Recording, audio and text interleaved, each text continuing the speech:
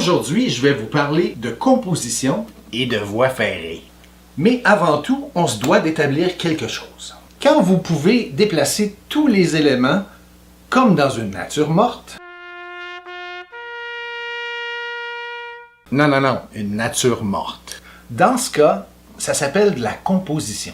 Pour le reste, voire la majorité du temps, le photographe cadre et recadre pour mettre en valeur son sujet. Pour plusieurs, le credo du photographe se limite à la règle des tiers. Outre la règle des tiers, il existe de nombreuses façons de composer une photo. La spirale d'or, la symétrie, la répétition, le triangle, perspective et point de fuite. Par contre, peu importe votre choix de composition, le sujet idéal restera toujours les voies ferrées. Parce que vous pouvez composer la traque grâce à la spirale d'or, les couleurs, le triangle, perspective et point de fuite, la symétrie. En bonus, vous pourriez vous faire tuer par le train et passer aux nouvelles.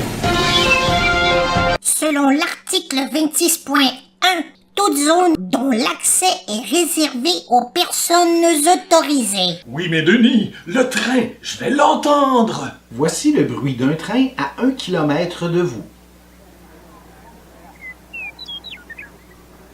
Au Canada, au cours des 10 dernières années, c'est presque 700 morts dans des accidents impliquant un train. Oui, mais Denis, j'ai trouvé une voie désaffectée. Il n'y a pas eu de train depuis des années. Pourquoi chercher à refaire ce qui est largement cliché et donner la mauvaise idée à d'autres d'aller commettre un crime? Hey, Denis, là, relax, là, un crime. Le montant de la contravention qui peut être remise à une personne se retrouvant sans autorisation sur les voies ferrées est de 149 $ par personne. Moi, ce qui me concerne, c'est que vous pourriez être gravement blessé ou pire, mourir.